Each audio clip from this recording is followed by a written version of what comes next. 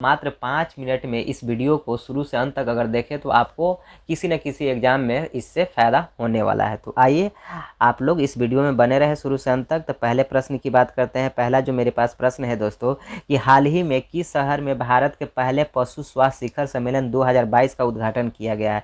तो इसका right answer है दोस्तों ऑप्शन नंबर डी, नई दिल्ली। नई दिल्ली में पशु स्वास्थ्य शिखर सम्मेलन 2022 का उद्घाटन किया गया है। आइए प्रश्न संख्या 2 कह रहा है कि किस संस्थान के शोधकर्ताओं ने हाल ही में आर्यभट्ट 1 नामक एनालॉग चिपसेट का प्रोटोटाइप विकसित किया है? तो इसका राइट आंसर है दोस्तों IISC, option number B is the right answer. तो देखिए IISC इसका फुल फॉर्म होता है दोस्तों इंडियन इंस्टीट्यूट ऑफ साइंस, और इसका जो मुख्यालय है आपको बेंगलोर में है, और इसका जो स्थापना किए थे वो जेम्सी टाटा जी ने किए थे। चलिए अगले प्रश्न की बात करते हैं। अगला प्रश्न है प्रश्न संख्या 3 कि जुलाई 2022 में किस कंपनी ने स्टार्टअप स्कूल इंडिया शुरू करने की घोषणा की थी? तो इसका राइट आंसर है दोस्तों ऑप्शन नंबर बी, गूगल ने कहा था। तो आइए बात करते हैं गूगल। गूगल एक अमेरिकी बहुराष्ट्रीय प्रौद्योगिकी कंपनी है दोस्तों, जिसका स्थापना सर्गेन ब्रिन और लैरी पेज नामक 2 व्यक्तियों ने किया था, और ये जो है दोस्तों अमेरिका के कैलिफोर्निया नामक स्थान है, वहीं पर ये गूगल स्थित है।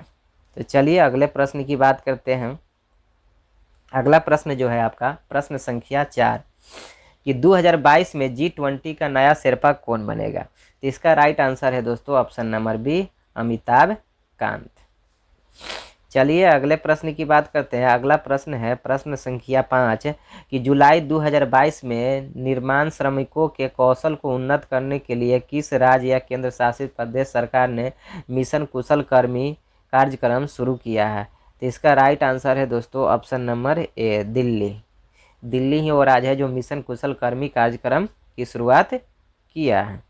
चलिए अगले प्रश्न की बात करते हैं। प्रश्न संख्या 6 है कि भारत की पहली स्वायत्त नेविगेशन सुविधा तिहान किस IIT संस्थान में शुरू किया गया है?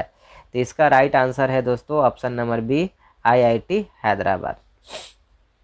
चलिए अगले प्रश्न की बात करते हैं। तो अगला प्रश्न है प्रश्न संख्या 7 कि जुलाई 2022 में प्रधानमंत्री नरेंद्र मोदी द्वारा अक्षय पात्र मध्याह्न भोजन रसोइया का उद्घाटन कहाँ किया गया?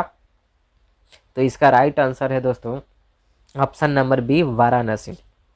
वाराणसी में ही आपका अक्षय पात्र मध्याह्न भोजन रसोइया का उद्घाटन किया गया है। आइए अगले प्रश्न की बात करते हैं।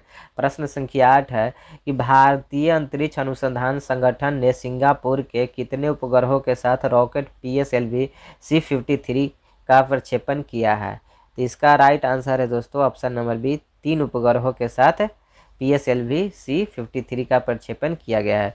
तो आइए बात करते हैं कि PSLV का फुल फॉर्म क्या होता है।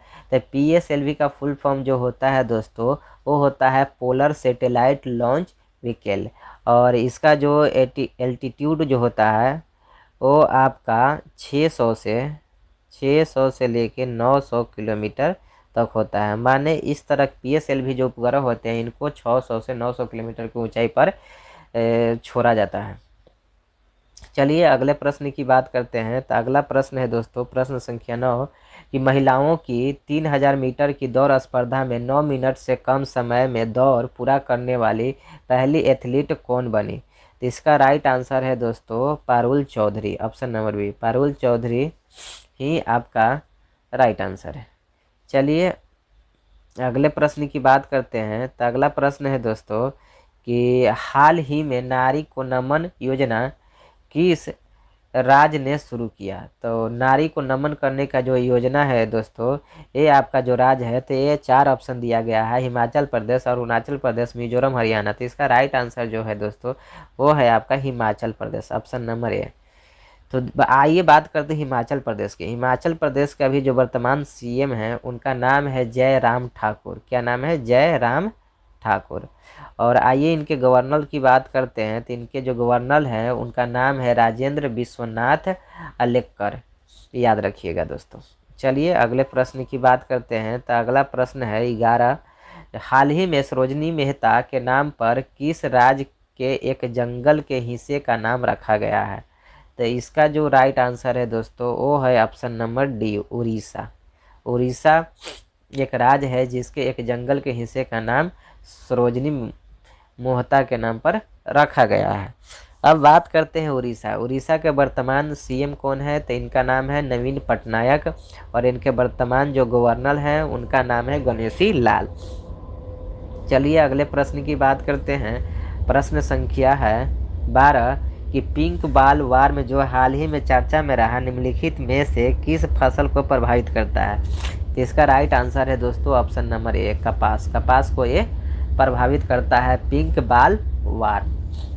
चलिए अगले प्रश्न की बात करते हैं। तो अगला प्रश्न है प्रश्न संख्या 13 कि दक्षिण कोरिया में आयोजित ISSF विश्व कप भारत के अर्जुना बबूता ने कौन सा मेडल जीता है? तो इसका राइट आंसर है दोस्तों option number B, gold medal. अब बात करते हैं कि ISSF इसका फुल फॉर्म क्या होता है? तो आई का मतलब होता है इंटरनेशनल शूटिंग स्पोर्ट फेडरेशन, यही इसका फुल फॉर्म होता है, याद रखिएगा दोस्तों।